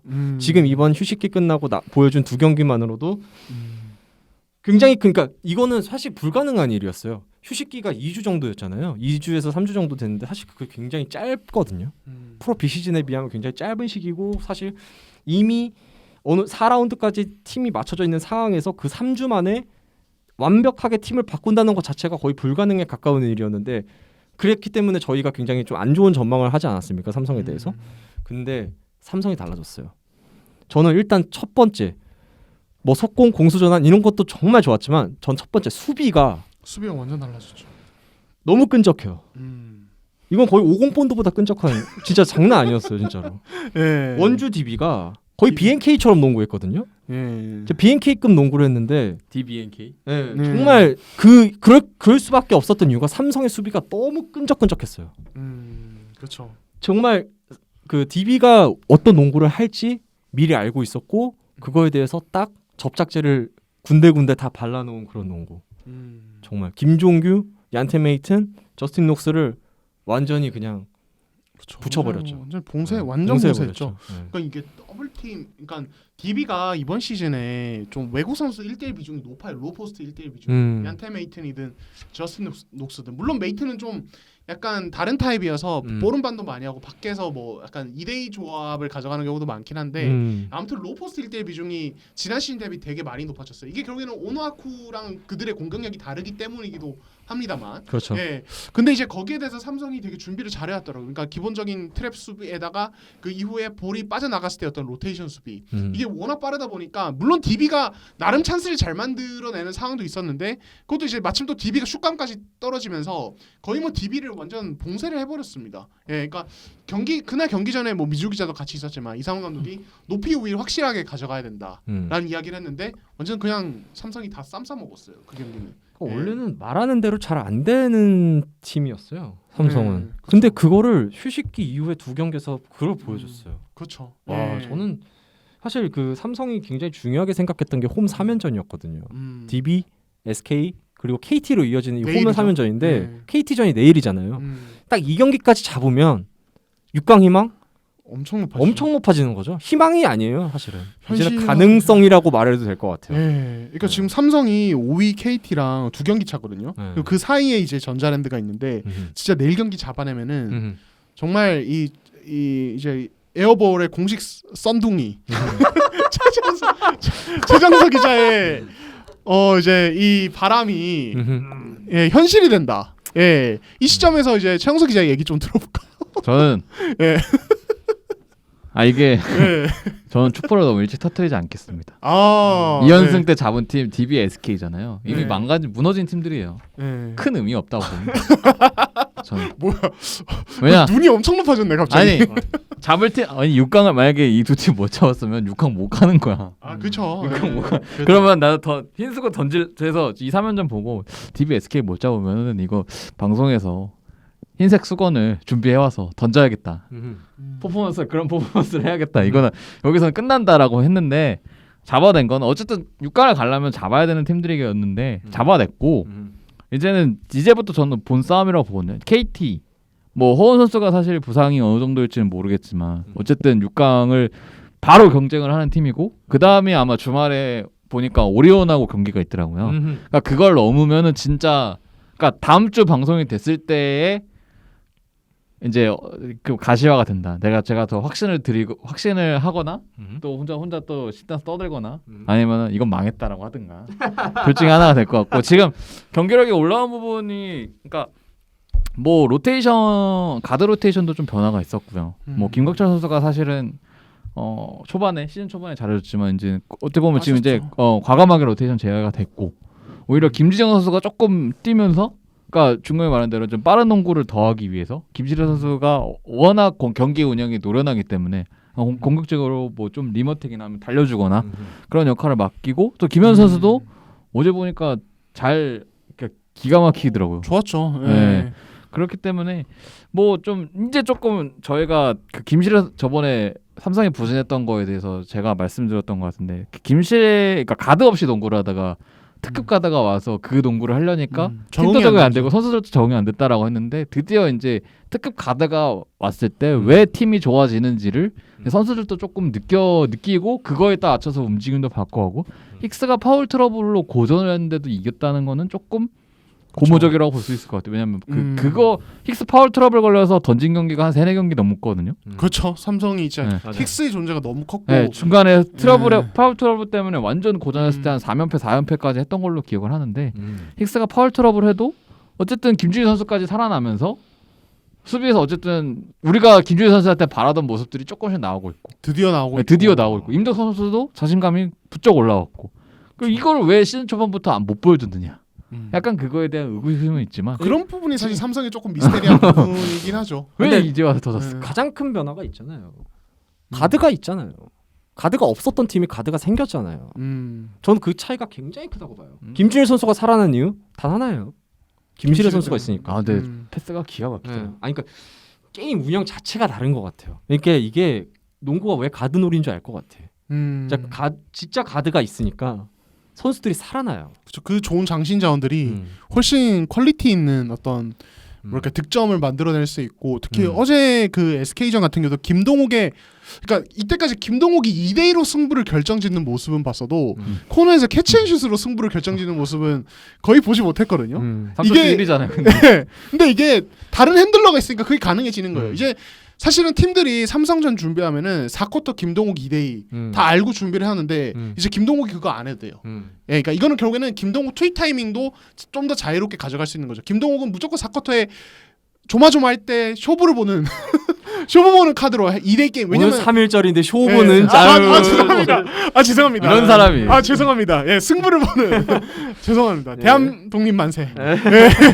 그러니까 승부를 보는 2대 카드로 무조건 썼어야 됐고 그러기 위해서 1, 2, 3쿼터에 아껴두는 부분이 있었는데 이제는 오히려 뭐 예를 들어서 경기 스타트부터 잡고 가고 싶다. 맞아요. 그러면 오히려 뭐 김동우 그때 쓴다든지 이런 것들이 가능해지는 거니까 그리고 여기에 플러스로 연결되는 게 아이자 힉스 얘기할 때 생각난 건데 화이트가 뛰는 라인업이 상당히 안정이 되어 있다. 그렇죠. 이것도 되게 큰 것 같아요. 저 어떻게 보면 화이트를 예.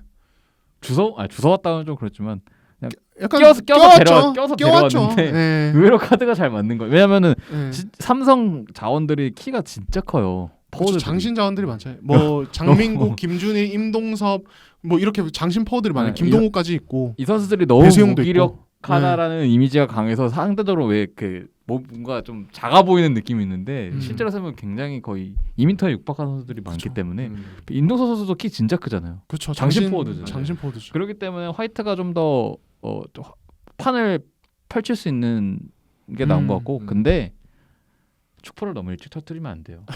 저는 한 주 더 보겠습니다. 저는 2연승이란 결과에 기대하지 않아요. 그러니까 음. 그거에 대해서 그렇게 크게 막 생각하지 않은 것 같아요. 그러니까 2연승보다는 그들이 보여준 농구가 달라졌어요. 저는 이게 20연승보다 훨씬 더 큰 효과라고 생각해요. 솔직히 말하면. 근데 사실 삼성은 원래 결정적인 기회가 왔을 때 그동안 못 잡았기 때문에 그렇게 이번에도 KT전을 저는 보고 이게 KT랑 오리온 경기가 그래서 중요한 이유가 삼성은 항상 요 최근에 삼성은 기회가 와서 이 경기 이기면은 올라간다. 이 경기 이기면 뭐 5위, 4위 그러면 그때 졌거든요. 맥 빠지기죠. 네, 맥 빠지죠. 그게 진짜 그래서 특징. 그래서 저는 오히려 이럴 때 약간 한 발 거리를 뒀어. 진짜 명예선두가 없네 진짜. 왜냐면 난 이번 시즌에 삼성의 6강을 예측한 이상 삼성 팬분들과 같은 배를 탈 수밖에 없어. 나는 이거를 끝까지 밀고 가기로 했기 때문에 한 번도 변화를 안 줬고 예. 주변에 말을 할 때도 항상 저는 삼성 6강 간다고 외치는 사람 중에 하나였기 때문에 예. 끝까지 가기 위해선 길게 봐야 됩니다. 예, 정말 어떻게 됐지?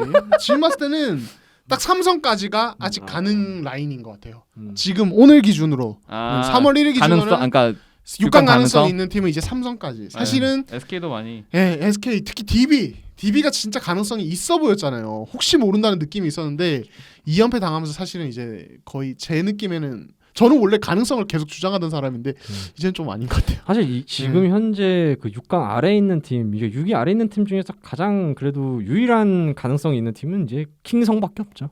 갑자기 네. 뭐 갑자기 킹성밖에 왜 이렇게 평가가 극과 극을 다 킹 아니면은 완전 몰락 건방지고 이상민 감독이 예. 그 예전에 과거에 보니까 예. 그 뮤직비디오 촬영도 했더라고요. 워낙 뭐 대스타셨으니까 곡 진심이에요.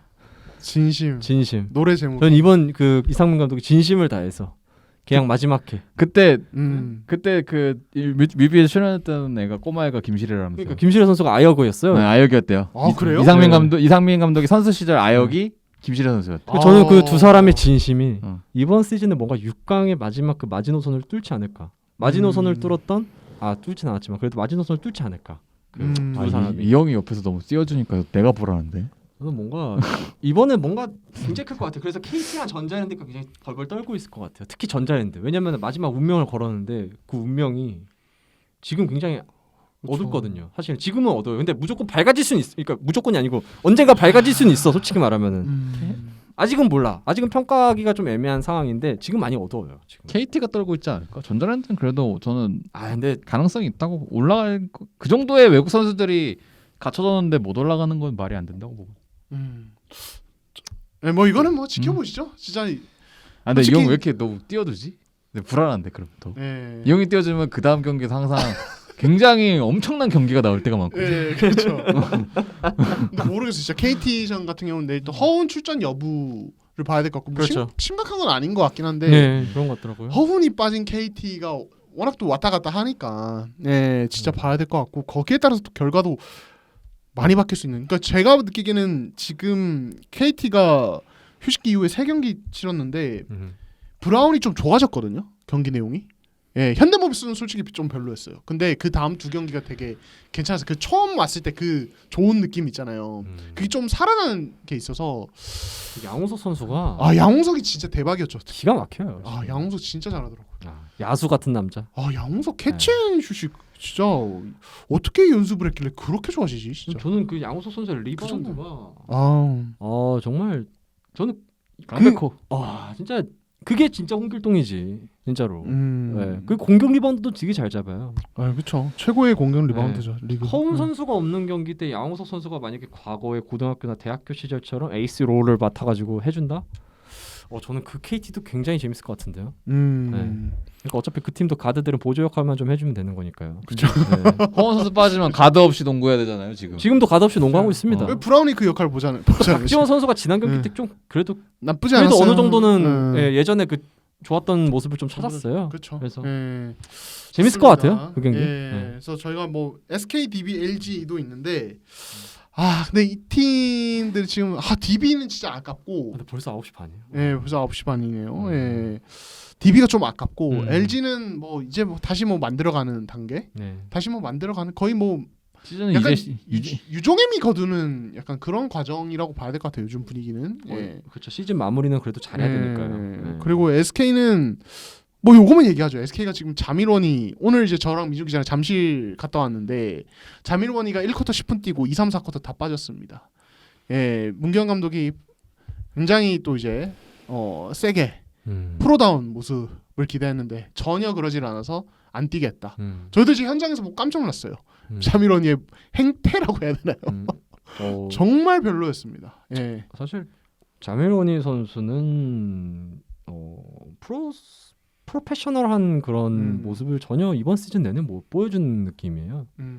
지난 시즌만 하더라도 이제 MVP이기도 했고 좀 좋았는데 그러니까 그런 게 있는 것 같아요. 그러니까 이 선수가 굉장히 좀 개인적으로 많이 안 좋잖아요. 그 코로나19로 인해서 되게 가족을 잃는 자신의 그 한쪽 그런 사람들을 잃었고 그리고 또 사실은 지금 굉장히 좀 개인적으로도 웃고는 있지만 코트에서 웃고는 있지만 좀 많이 힘들다고 해요. 심적인 부분이.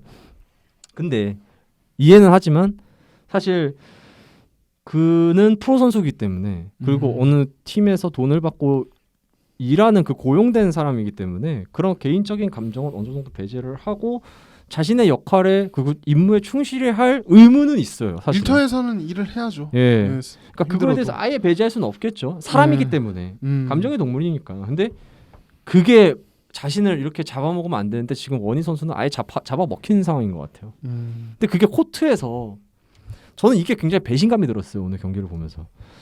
오늘 닉 미네라스 선수가 경기 끝나고 이런 말을 하지 않았습니까? 나 자신은 플레이오프를 포기하지 않았다.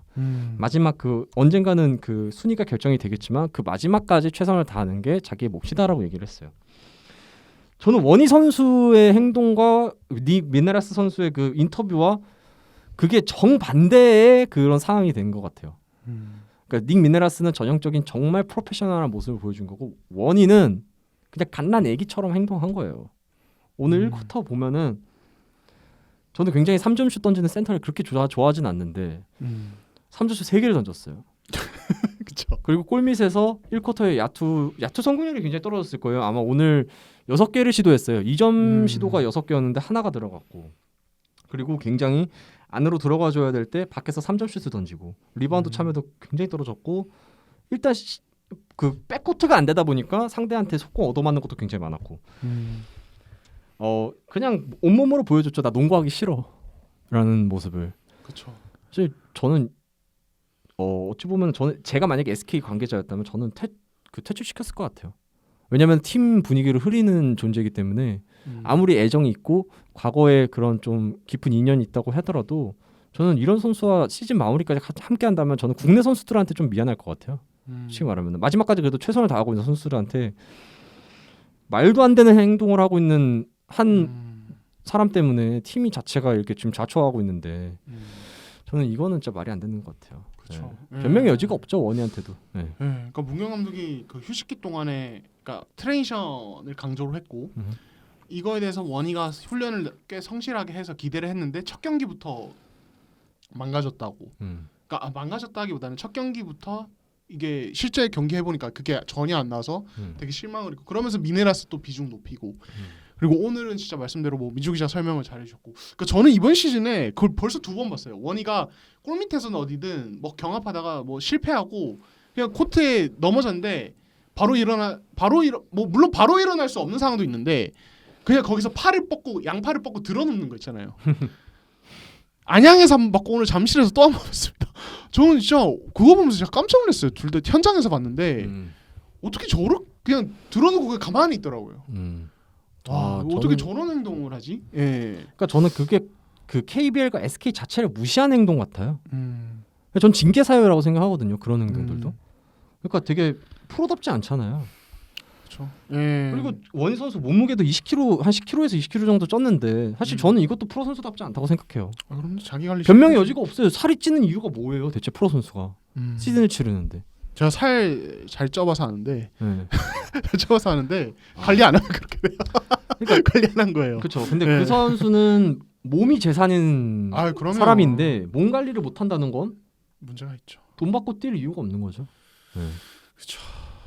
아무튼 자밀원이에 대한 이야기까지. 혹시 뭐 명예썬둥이 최영석 기자는 자밀원이에 대해 할 얘기 없습니까?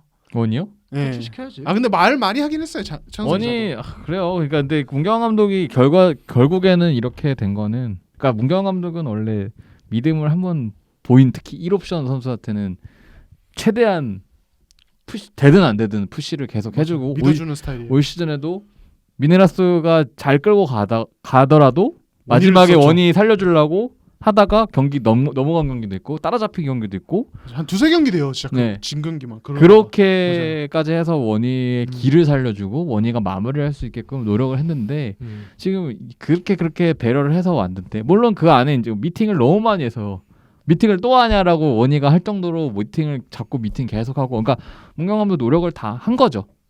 할 수 있는 한. 근데 그런데도 안 따라오는 거는 저는 뭐 저도 사실 퇴출돼도 할 말 없다고 퇴출되고 미네라스 혼자 뛰고 그러니까 왜냐면 지금 데려와봤자 뭐 누가 오겠습니까? 차라리 뭐 헤인즈를 붙잡지 않는 이상 누가 오겠어요. 그런 상황에서 저는 만약에 6강을 그러니까 지금 원희가 안 나가 어린을 안 내보내는 이유는 어쨌든 6강을 그래도 잡아보겠다라는 그 일말의 1%의 희망을 가지고 지금 가는 것 같은데 그게 아니라면 전 사실 지금 그냥 집에 보내놓고 세 판 다시 짜는 과정을 해도 저는 그래도 문경원 감독한테 돌을 던질 사람이 있을까요? 저는 없을 거라고 보거든요. 그렇죠. 이렇게까지 하는데 지금 뭐 하는 건지는 사실 잘 뭐 하자는 건지 모르겠어요. 근데 너무 네거티브한 이슈 같아요. 사실 오늘 안영준 선수가 굉장히 잘해줬거든요. 네. 진짜로. 굉장히 진짜 너무 잘했어요. 전 이번 시즌 중에서 안영준 선수가 진짜 최고의 경기를 펼쳤다고 생각하는데 오늘 경기를 딱 끝나고 나니까 안영준 선수보다 자밀원이 생각밖에 안 되는 것 같아요. 진짜로. 너무 임팩트가 셌죠. 대체 뭐 하는 건지 뭐 하는 건 그러니까 딱 이 말이면 뭐 하는 건지 모르겠어요. 그러니까 팀은 농구 선수인가? 마지막 희망을 잡기 위해서 정말 최선을 다하고 있어요. SK는 진짜로 막 허슬 플레이하고 몸싸움 거칠게 하면서 이기겠다는 의지를 보여주고 있어요. 근데 원이 혼자만 자꾸 딴짓을 해요. 전 이게 너무 싫었어요. 뭐가 문제지? 작년에 있던 그 선수가 아무리 멘탈적으로 이렇게 힘들다고 한 게 크겠지만 작년하고 아예 그냥 뭔가 그렇게 성질이 나쁘거나 워크에틱이 나쁘다고는 선수는 아니라고 들었는데 모르겠네요. 지금 완전 그냥 다른 사람이 온 것 같아요. 알겠습니다. 자 일단은 이렇게 또 자밀원이 이슈까지 좀 다뤄봤습니다. 자 이번 주는 뭐 이 정도로 좀 마무리를 하면 될 것 같습니다. 예. 우리 예. 오리온은 뭐 없을까요? 오리온을 살짝 건너뛰네. 근데 오리온 뭐 솔직히 할 얘기 없어요. 제가 봤을 때 우리 네. 형이 지금 어디 가야 돼. 아니에요. 나는 저- 엊그저께 오리온 경기에서 그 현대모비스랑 할 때 타임이 없어. 약간 한 4분 남았는데 4쿼터 4분 남았는데 강을주 감독님의 그 약간 애처로운 외침 타임이 없어. 왜냐면은 작전 타임 내내 디드릭 로슨한테 계속 그거 설명하고 작전 타임을 1분 동안 디드릭 로슨 설명하는데 다 썼거든요. 그리고 마지막에 국내 선수한테는 타임이 없다고 그 애처로운 걸 듣고 그렇죠. 그리고 넘어갔습니다. 근데 오리온은 애처롭더라고요. 그러니까 그 KGC전이었나요? 아 전자랜드전이었죠. 접전 이기고 강우철 감독 그 얘기를 했잖아요. 우리한테도 이런 경기가 있어야 된다. 접전 이기는 게임. 왜냐면 이번 맞아요. 시즌 접전 게임 너무 약했어요. 근데 그 다음에 현대모비스전에서 접전을 바로 지는 걸 보고 이길 뻔했는데 심지어 마지막에 그 역전패했죠. 뭐. 이현민, 션롱, 최진수가 완벽하게 패턴, 그러니까 딱딱딱 진짜. 아 이현민이 진짜 저는 대단하다고. 이현민- 거기 패스 그 패스가 진짜 난이도 높은 패스인데. 그 패스 딱 찔러주고 션롱이 네. 잡고 바로 딱 커팅하니까 그거 착 찔러주고 덩크 빡. 와. 노련미와 경험이라는 게 진짜 저는 허상이 아니라고 생각해요. 진짜로. 이현민 선수 요새 좀 멋있어. 그러니까. 그 인터뷰실에서 보면 말도 되게 재밌잖아. 서명진 선수가 잘 하다가 마지막 승부처 때 좀 약한 모습을 많이 보여주거든. 솔직히 말하면. 어려서. 네, 그러니까 경험도 없고 사실은 지금 그런 중압감을 아직은 못 이겨내는 것 같은데 이제 이현민 선수라는 존재가 있기 때문에 그리고 요즘에 뭐 서명진은 출전 시간이 왔다 갔다 하는 것 같아요. 진짜로 그런 업앤다운이 있고. 이현민 선수 왜 이렇게 멋있지?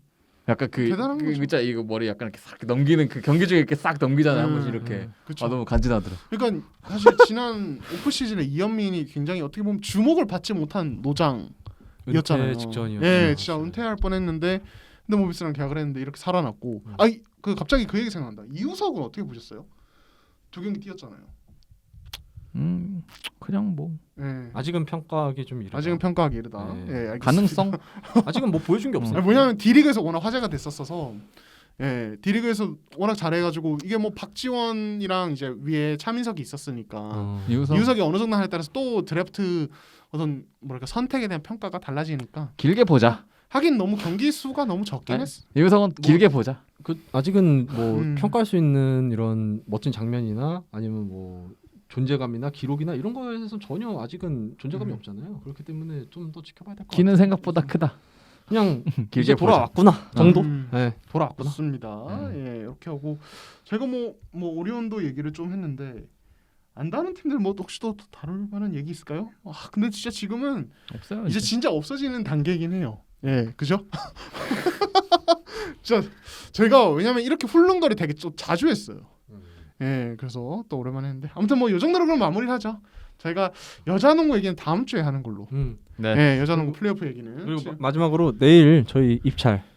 아 맞아. 전자랜드 입찰. 네, 예. 전자랜드 입찰이 있어서 그거 좀 잘 됐으면 좋겠네요. 예, 좋은 소식 들려왔으면 좋겠어요. 내일 현장 한번 네. KBL 한번 가볼 생각인데 좋은 소식. 음. 뭐 인천 SSG 어떠세요? 인천 아. SSG. 신세계? 예전에 그 인천 신세계 신세계 믹스요? 빅스였잖아요. 옛날에. 아 그런데 어. 안 예. 되겠다. 아니지 다시 다시 또 할 수도 있죠. 유통 그리고 전자랜드도 아니 몰라. 거기 또 삼산체육관은 딱 그런 거 하기 되게 좋을 것 같은데. 그 워낙 크잖아요. 경기장이. 뭐 아무튼 뭐 이거는 저희는 그냥 우리끼리 하는 얘기고 실제로 뭐 근거가 있어 하는 얘기는 아닙니다. 예. 자, 그렇습니다. 그러면 여기서 마무리하도록 하겠습니다. 저희는 다음 주에 또 뵙겠습니다. 감사합니다. 감사합니다. 감사합니다.